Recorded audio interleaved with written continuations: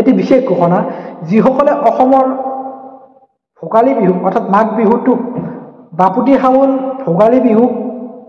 ভেলাঘৰৰ নামত মেলাঘৰ বনাই বিকৃত ৰূপত উপস্থাপন কৰিছে তেওঁলোকৰ এটা অনুৰোধ মানে এইটো এটা সকিয়নি দিব লগা হৈছে আইনী ব্যৱস্থা ৰূপে। মই প্ৰথমৰ পৰা কৈছোঁ আপোনালোকৰ কথাটো মানে কি যদি আমি ভেলাঘৰটো আমাৰ কিছুমান বিকৃত ৰূপত প্ৰতিষ্ঠা নকৰি আমি সাধাৰণ যেতিয়া আগৰ পৰম্পৰা মতে যেনেকৈ কলপাত বাঁহেৰে নৰাৰে সাজিছিল তেনেকৈ যদি আমি ভেলাঘৰটো সাজোঁ আমাৰ কি মাঘ বিহুৰ সেই পৰম্পৰাটো সেই আনন্দটো সেই ফূৰ্তিটো সেই সংস্কৃতিটো কমি যাব নেকি ম্লান হৈ যাব নেকি নাযায় ন বৰঞ্চ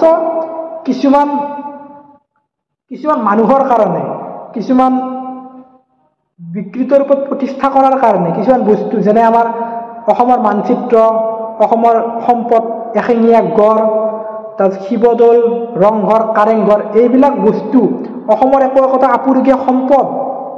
সেইবিলাকক আমি কি কৰি আছোঁ আমি বুলি কৈছোঁ আমি কি কৰি আছোঁ বিকৃত ৰূপত উপস্থাপন কৰি আমি তাক দাস কৰি দিছোঁ। এইটো কেনেধৰণৰ কথা মই সেইকাৰণে মোৰ কিছুমান কথা বেয়া লাগিছে। আচলতে মোৰ বেয়া লগা কাৰণ এটাই আমি দেখোন দিনক দিনে আমি এই ভোগালী বিহুৰ নামত আমি আমাৰ এই সম্পদবিলাক আমাৰ এই বস্তুবিলাক আমি ধ্বংস কৰি দি আছোঁ। যদি এই বস্তুটো যদি এজন বাহিৰৰ পৰ্যটকে গম পায় বা দেখাটো পাবই কাৰণ কিয় দেখা পাব এতিয়া বৰ্তমান ছ'চিয়েল মিডিয়াৰ যুগ কাৰণ অসমত এতিয়া বৰ্তমান বাহিৰৰ পৰ্যটক বহুত আহে এইবিলাক বস্তু চাব আহে ৰংঘৰ কাৰেংঘৰ মৃত্যুঞ্জয় মন্দিৰ শিৱদৌল এশিঙীয়া গড় কাজিৰঙা কিমান মানুহ চাব আহে সেইবিলাকক যদি আমি বিকৃত ৰূপ কৰি তাক জ্বলাই দিওঁ তেওঁলোকৰ মনত কি ভাবিব যে তেওঁলোকে ভাবিব অসমৰ মানুহে নিজৰ সম্পদৰ মূল্য বুজি নাপায় অসমৰ মানুহে ইয়াক বিকৃত কৰি জ্বলাই দিছে তেওঁলোকে চাব আহিব নেক্সট টাইম নাহে। সেইকাৰণে এটা অনুৰোধ যে এইবিলাক কাম নকৰি আগৰ পৰম্পৰা মতে কলপাত বাঁহেৰে বনালে বেছি শোভা পায় মই ভাবোঁ কাৰণ ভেলাঘৰৰ এটা নিজস্ব বৈশিষ্ট্য আছে। শেষত মই এটা কথাই কওঁ যে যিবিলাকে আমাৰ অসমত যে নিজকে কৈ থাকে নে মই অসমীয়াগিৰি বুলি কৈছোঁ ময়ো অসমীয়া হয় ন তেওঁলোকে দল সংগঠনে তেওঁলোকে এইবিলাক কথাত কিয় মাত নামাতে